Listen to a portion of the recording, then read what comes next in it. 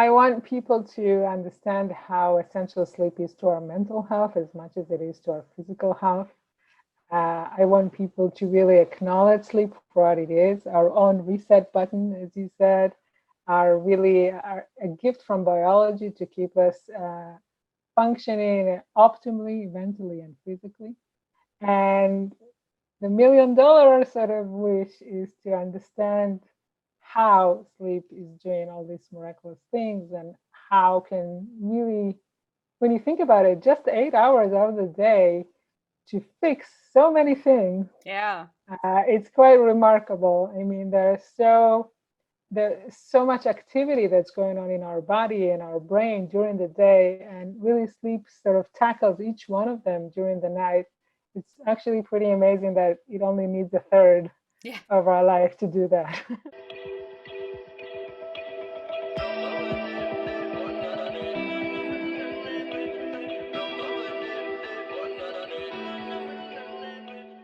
So, welcome to another episode of Shift with Shubra. I am your host, Shubra Venetti. I'm a certified sleep consultant for adults and children. I'm a baby science program instructor and as well as an Akashic light healing practitioner. And on today's episode, I am legit very, very excited because we have an actual sleep science researcher from none other than the Walker Center of Human Sleep Science at UC Berkeley coming in today to talk all about sleep. Like, this is what I tell my clients. This is the stuff that I am trained in, and I educate. I share the education with my clients, with my parents. And I'm actually hearing it sort of straight from the source now, from people who are in the labs researching this day and out. So I'm very, very, very excited, which is why sometimes I think I'm going to be like stumbling on my words. So I apologize. But let's just get through today's introduction on our guest. So a good night's sleep is incredibly precious, as you know, to have, and it's very, very important for our health. It should be as important as exercising and as eating, but it gets a lower rap than the others. And I will always wonder why, but it's also because there's a lot of history against, being tough. If you don't need to sleep a lot, then you're very, very tough. And actually, it's kind of counterproductive, or it's counterintuitive to do that, because to expend energy, you need to reset your system, and you can only do that in sleep. So, but yeah, there are so many reasons out there why, uh, you know, things that are going to interfere with our natural sleep pattern. I mean, now in today's age, we have every single device under the sun that's emitting some form of light, and that's just tricking our brains um, constantly. So, it's no surprise that people are sleeping less and less as every couple of decades go by. I think there were statistics saying that kids have been sleeping almost half an hour less than what they were sleeping decades ago. And I can't even begin to wonder how much it is for adults if kids are already affected. So, on today's episode, I am so excited to have Eti Ben Simon. She's a postdoctoral fellow at the Walker Center for Human Sleep Science at UC Berkeley in California. She's here to share some insight, her research on the science of sleep, and how we can maximize the benefits of our rest time to really recover from the day's activity and work that we have gone through. So I'm so, so excited that you've tuned in for today's episode. Don't forget to subscribe to our channels, and don't forget to tune into this episode either on video or on Apple Podcasts, on Google Podcasts, or on Spotify. We also release the episodes on Instagram and Facebook now every Monday. And if you've got, you want to share this episode, please do. If you've got ideas for future episodes, content that you would like us to explore, do write into us. Our email address is down in the show notes below. So I hope you enjoyed today's content and episode. And I look forward to seeing you in the next episode after this. But yes, for now, enjoy today's episode. Welcome to the podcast. So maybe you could just tell me a little bit about how, or tell all of us, those who are listening and viewing today's show, how you became a sleep researcher and what was the journey of entering the Dr. Matthew Walker's lab. It was actually a long journey. I started off thinking maybe I want to go into medicine. And then the more I studied and I went into biology, I started from biology, I realized that I care much more about what is this disease than how do I cure it. I really wanted to know, what went wrong and of course how we fix it. But once I realized how the mechanism worked, I felt like I didn't care as much to stick around and help other people because I was mostly interested in the mechanism. Right. So at that point, I realized that maybe I shouldn't go into medical school, but instead into research. And I was always fascinated with sleep, but it was only during my PhD that actually reading Matt Walker's studies that I had sort of a light bulb go up in my head, and I said, "Oh my God, I'm a neuroscientist, and I can do these things. I can study sleep. I can try to understand this thing called sleep." Because personally, I was always someone that cared immensely about their sleep. Because the minute it was taken away from me, I could really feel the consequences on everything that I do. Yeah. So it wasn't even a choice in a way. It was sort of something that was sort of built into me in terms of that love for sleep and admiration of how I would go to sleep completely uh, out of energy and, maybe depressed, but wake up full of energy and motivated again. And what happens during those 8 or 9 hours that suddenly everything looks bright and cheerful. Yeah. I always found that fascinating.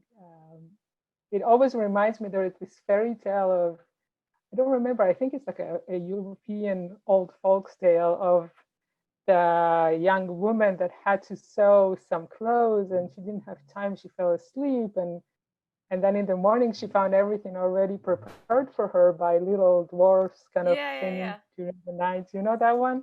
Yes, it was Um, the shoemaker's tale or something yeah, that he was making exactly. shoes. Yeah, yeah. Uh, Mm-hmm.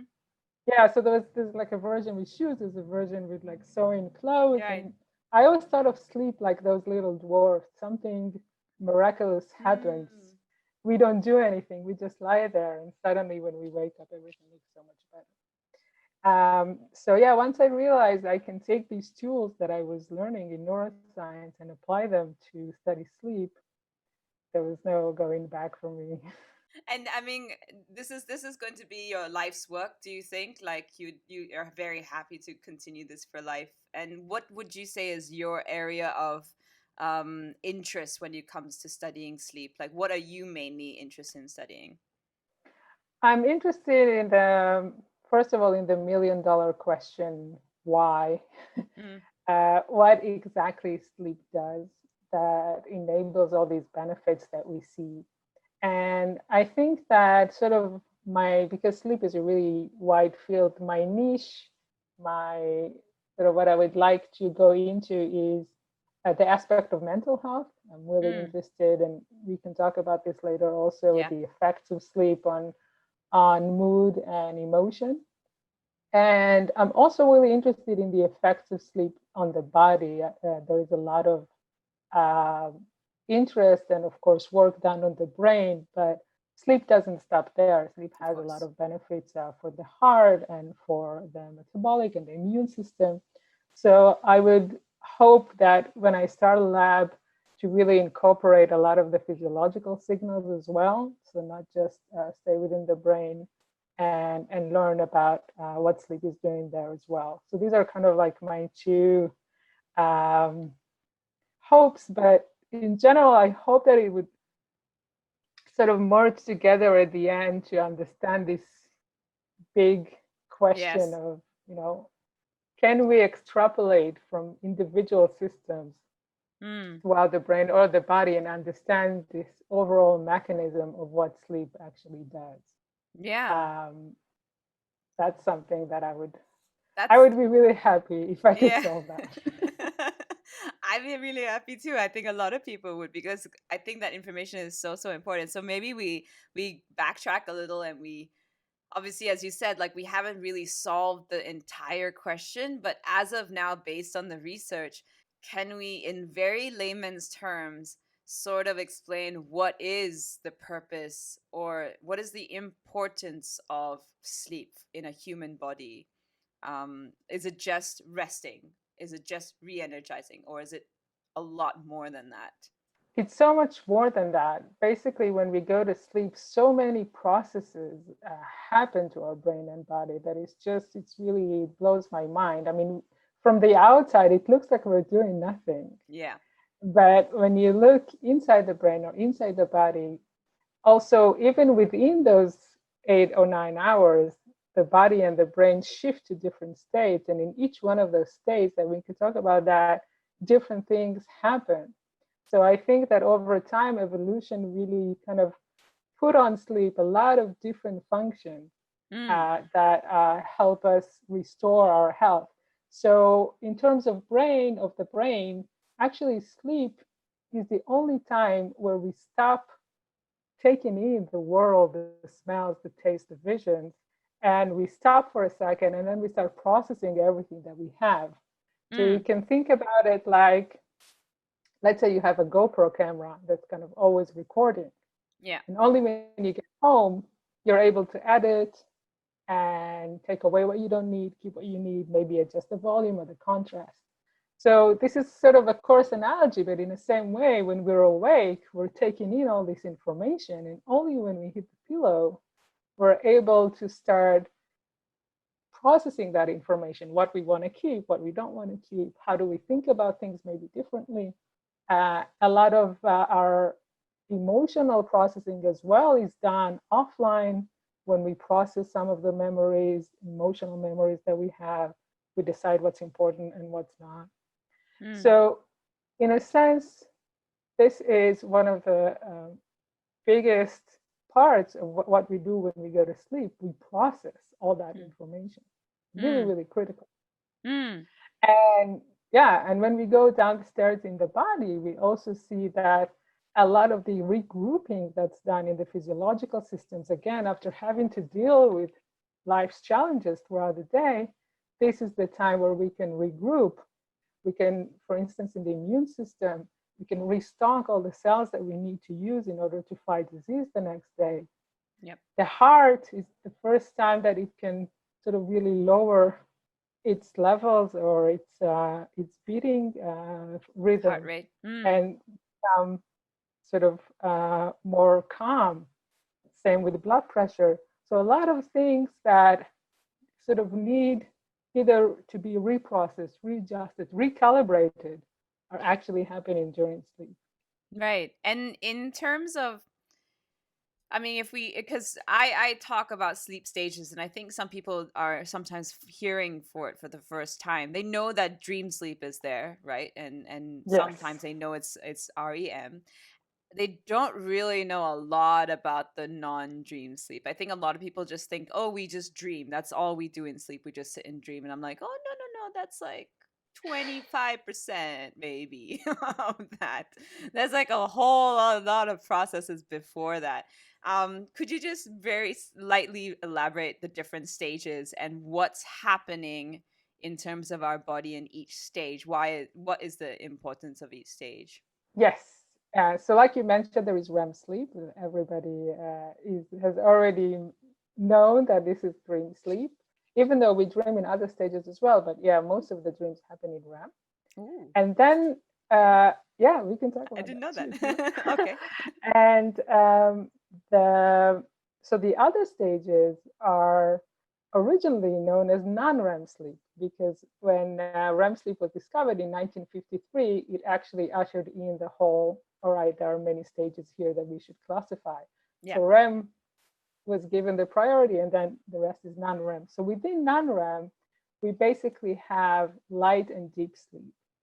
So when we go into bed and we just lie down and we start closing our eyes and sort of calm ourselves down, we go into a transition phase we call N1, non-REM stage 1. And one of the features that we see there when we look at someone's brain or facial activity is that the eyes, they have a very slow kind of movement. The eyes are closed, but the eyeballs sort of moving around very slowly. And this is usually the marker for people starting to doze off. If you woke them up at that stage, they might not necessarily realize they fell asleep. It's really just the beginning. But this is a very interesting stage. And sometimes in that stage, even though it's just a few minutes, people can have flashbacks of the day they just had. So I don't know if you ever had this experience. Let's say you played a video game all day, Tetris or going on a ski simulator. You close your eyes and suddenly you see those bricks falling, or you see yourself on a slope. So these are called hypnagogic images. Hypno from the word hypnotic, like sleep, pre-sleep images that we have in this transition state. Some people also have a sense of falling because the muscles sort of relax at once. So this is the first stage of sleep. But people really realize that they're asleep on the second stage, stage 2, which is what we also refer to as light sleep. And when we look at the brain, we start seeing that the activity is actually a bit slower. So I'm going to try and make the sound the neurons make. So let's say if you're awake and active like we are now, if I would put an electrode and listen to the neurons, they would be active very fast. They would be like this all the time. Right. Now, when we go into light sleep, suddenly you would see that the activity rate is a bit lower, and it would be like, so the brain starts sort of coming down, and we start to see very interesting bursts of activity. So out of that sea of more quiet activity, suddenly there would be bursts of activity that are very characteristic of light sleep. Okay. So when we look, again, even though the person seems exactly the same, when we look at the brain, we can tell, okay, now we are in light sleep. And in this stage, people typically are aware if you wake them up that they were asleep, but it's still easier to wake them up because it's still a light, relatively light stage of sleep. A lot of processing, very interesting data processing of information and learning is happening in light sleep. It's not light in terms of not being important, but it is light in terms of it's easier to wake someone up. Yeah. And is it right that, because I think I read somewhere that it's about 50% of adult sleep is actually in stage 2. So clearly there's a lot that's actually happening if that's 50% of it. Is there something like clearing of toxins or something, or releasing of information that's no longer serving, that's happening in light sleep? Like what's happening in that it accounts for such a large amount? A lot of the, I don't know if there is one of those bursts of activity that I mentioned is called spindles. So a lot of spindles are happening, or bursts of activities are happening in light sleep. And we know that spindles are very relevant for processing memories, so creating memories. So what we think is happening is that we have a sort of a short-term storage of memory in the brain called the hippocampus. This is where we register new information. And when we want to make that information stable and consolidated for longer periods of time, so we want to keep that memory in a long-term storage, it needs to move from the hippocampus up to the cortex. So the cortex is where we keep long-term memory, which is the outer layer of the brain. Right. And what we think spindles help doing, together with other mechanisms in the brain, is actually transfer those memories from the short-term reservoir of the hippocampus into the cortex. So a lot of our ability to learn new information, or the reason we would be better at learning something or a skill the next day, is because of light sleep and those spindles. Okay, Ken. So that's one of the main things that is happening during light sleep. Okay. And after that, so that would be, so the transition state at the beginning would be about 5 minutes, light sleep would be about 20. And then we are descending even lower into the slowest brain activity we will find during sleep, which is deep sleep. So if we go on with the analogy of the sound, now the brain would be so slow, it would be pulsing very every 2 seconds or so. So it'll be. So when you look at the activity, now you would see really high amplitude, slow waves dominating brain activity. So the brain is really at its lowest rate. Yeah. We also see it reflected in the body. So the heart rate is the lowest, blood pressure is the lowest. And if you wake someone up from deep sleep, now they would be very disoriented. Where am I? What happened? What time it is? It would take them some time to actually get back into function. So waking up from deep sleep is hard. It's hard to wake someone up, but also when they wake up, it's hard for them to immediately know where they are. So it takes the brain a bit of time to just get it orientate itself. Yeah. Get itself back online. And what's happening in deep sleep? Yeah, sorry, you were saying. Many things are happening in deep sleep. One of them is the cleansing of the brain that you mentioned. So this is a very interesting new finding where a lot of toxins have been washed away from the brain during sleep. Okay. So the liquid that the brain is sort of swimming in is called CSF, cerebrospinal fluid. And there was a study a few years ago that showed that during deep sleep, it really washes all the space in between the neurons and clears everything. So every night. Deep sleep also really helps to consolidate memory, similar to what we talked about light sleep. So we also see that when you learn a new task, the more of those slow waves that you have during the night, the better you would be at recollecting those facts that you've learned. So there's something about cementing that new information that happens during slow wave sleep. And something we can talk about later, it's also related to anxiety. This is something that we found that those slow waves really help to re-engage mechanisms that are very important for emotion regulation and hence for anxiety. And yeah, which is really a new way to look at slow wave sleep beyond just cognition and also into emotion. Yeah. So when you go into deep sleep, that if it's the beginning of the night, that could be like a good 40 minutes of being in that stage of deep sleep, hardly moving with very low heart rate and blood pressure, like we said.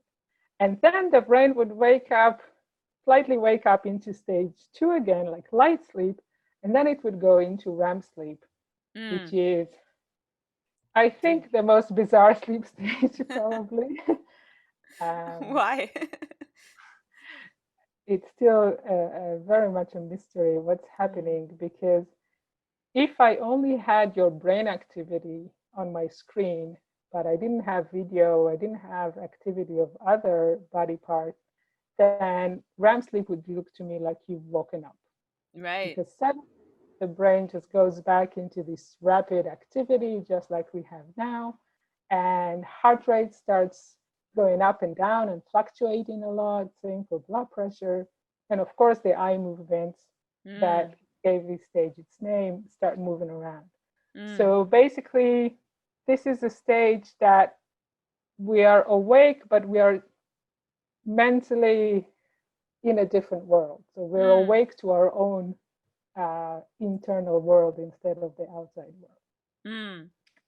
And the only way that sleep scientists can tell that you're not awake but in REM sleep is to actually, if they don't have a camera, is to actually read the activity from your muscles.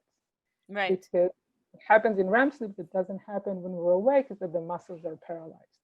There's no activity in the muscles at all. And the theory is that that's the way it is because we're not supposed to act on our dreams. Yeah. So if you somehow, some scientists did this in the 60s, if you somehow disable the mechanism that suppresses muscle activity, suddenly you see cats running around an imaginary, maybe mouse or something else, but they actually act out their dreams. So if we didn't have that muscle suppression, then we would probably hurt ourselves or other people that are in bed with us during our dreams.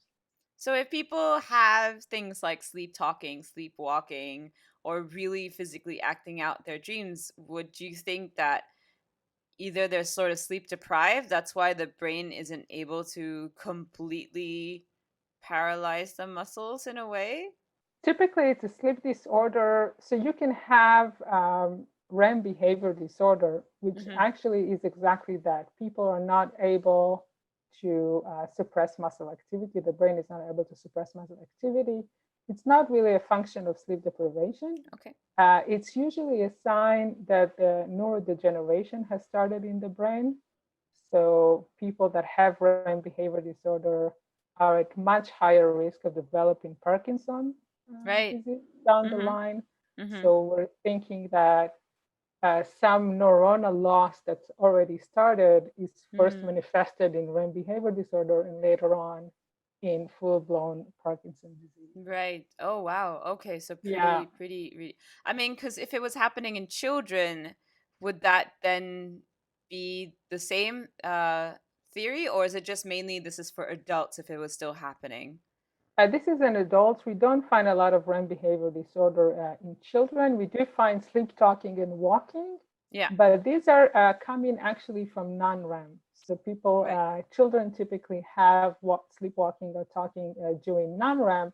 And the reason is simple that you can't really walk during REM because of the muscle being Right. suppressed. Yeah. Right. So but it's nevertheless, of course, very dangerous because you're not fully aware, and but it does tend to go away Mm. a lot of the time. The sleepwalking is sort of temporary, Okay. but REM behavior disorder, unfortunately, we don't really have a cure for that yet. It's just Mm. right now it just serves as a marker that things are This is actually possibly. might get worse.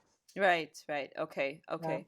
So in terms of the stages, I think because a lot of people when they are like, "Oh, I just sleep 4 hours and I'm fine," or "I just sleep 6 hours and I'm fine," and I'm like, I'm not so sure if you're really fine with that because in my this is what my understanding is that you actually have to cycle through all the stages to really get all the benefits, and then if you start reducing the amount of time that you actually have for sleep, your brain will start to prioritize what it needs to do because it's obviously gotten shorter amounts, but it will prioritize dream sleep, but it also means that it's starting to not indulge in the other sleep stages a lot. So does it cycle between all the stages always periodically the same fashion, or does it sort of like bounce around, like sometimes it's stage one and then it goes to stage three and then or does it actually have to cycle through?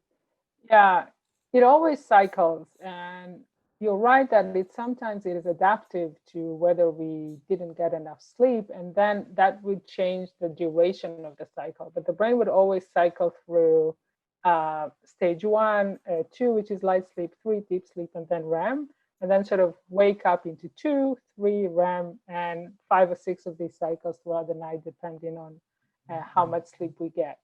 Mm, Uh, if you fall asleep and go straight into REM sleep, this is typically an indication that something's wrong. So people that have narcolepsy mm, tend to fall asleep right into REM. People that suffer from depression have REM sleep much more advanced in mm. their sleep cycle. But so we don't expect to see that you fall right into REM sleep. Yeah. But you're right that if, for instance, you participated in our studies and you spend the whole night awake, when you will go home to fall asleep, the brain will first prioritize deep sleep. So Mm, your sleep will be longer that night. But it will also the next night, because it ate all the deep sleep it needed, or at least it can eat, then you would see it changes into REM sleep. And it's only on the third night that you would typically see that our subjects would go back to their regular sleep. right. Okay. And I'm glad you brought this up because something I forgot to mention is that the cycles, even though they are pretty much the same duration of about 90 minutes, an entire cycle, the composition of the stages within those cycles tend to change throughout the night. So when you start, you just fall asleep the first cycle, the majority of it would be deep sleep, and only about 10 minutes would be REM sleep. But the last cycle towards the morning would be the exact opposite. Most of it would be REM sleep. We have most of our dreaming towards the morning, and only some of it would be deep sleep. So we have a really fascinating interaction that we also have those cycles, but it also interacts to the time of night. And REM sleep tends to be higher when our internal clock allows it, which is usually towards the morning. There's an interaction also with the time of night. If you need to cut your sleep short, for instance, suddenly you can only sleep 6 instead of 8. It really depends where you cut those 2 hours. It really would affect how much different types of sleep you would lose. So if you cut those hours at the end, you're mostly going to lose REM sleep. But if you cut those in the at the beginning, you're mostly going to lose deep sleep. So there's also the factor of what time of night it is that determines the flavor of the composition of the sleep you're going to get.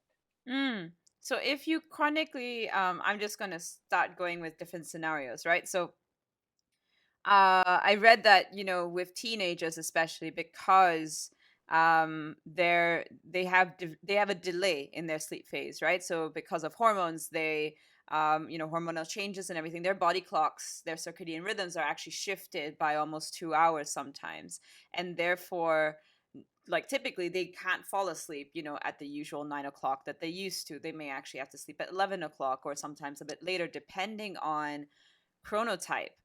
Which also is a question that I also want to keep in mind. But I wanted to ask, like, when does chronotype start to show its true self? Because I think people all think, oh, everyone should be able to sleep at 9 o'clock or 10 o'clock at night, and it's not. It's a genetic thing, right? That your DNA determines your body type or your chronotype.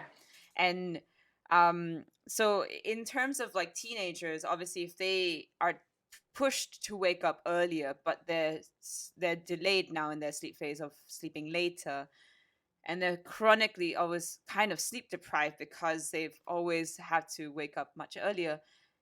It's impacting essentially their cognitive abilities then as you keep going, because you're just depriving of that dream sleep in a way. But what if it's the reverse, that, like, if they're supposed to sleep at 9 but then that day they sleep at midnight and they still end up waking up at the same time because their body's so clockwork that way?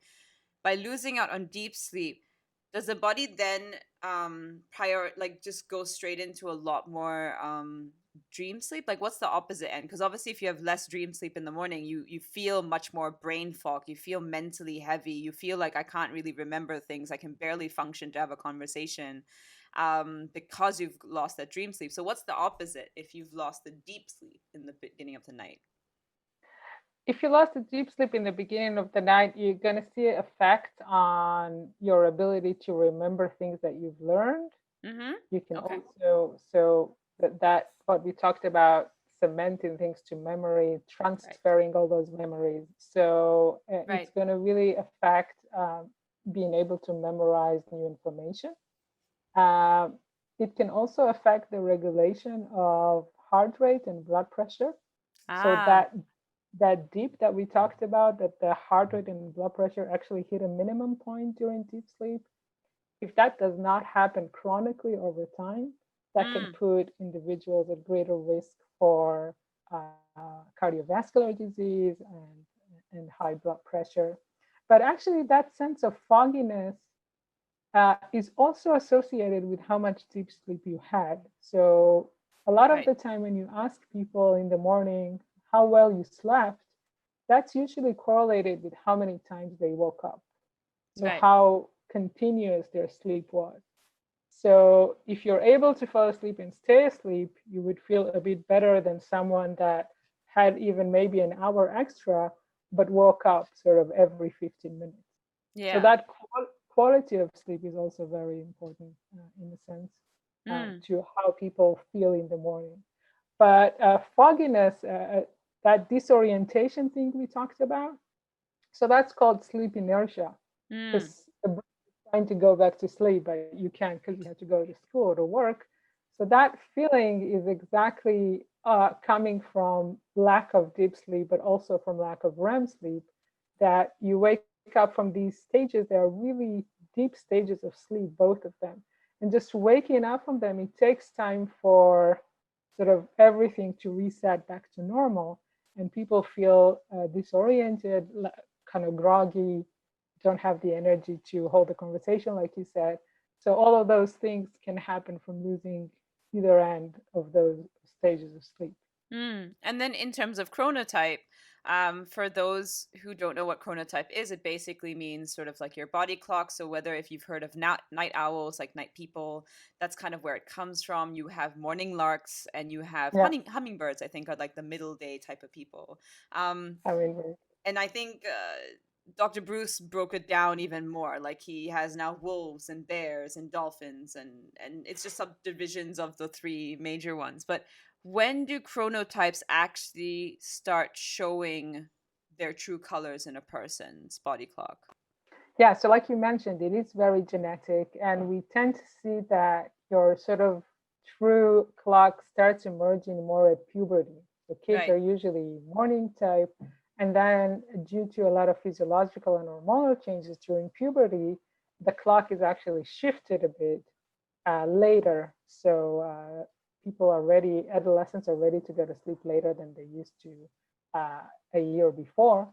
But after the puberty ends, then you're left with what your chronotype really is.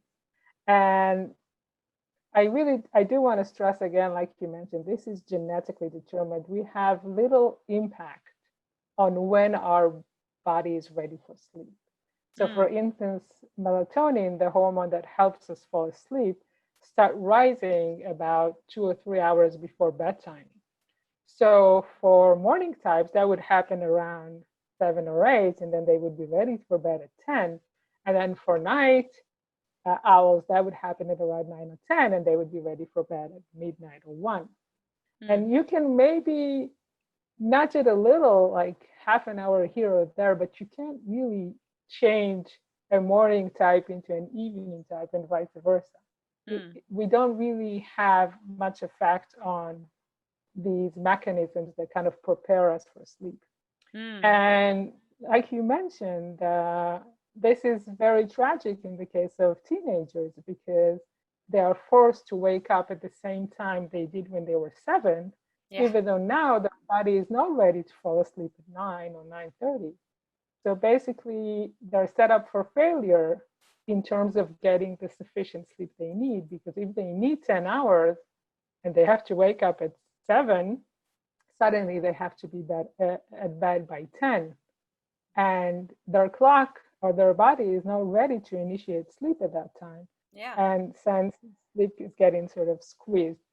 And as a result, we see a lot of the problem of sleep deprivation or insufficient sleep is actually much larger in teenagers today than it is in adults because of this issue of early school start time.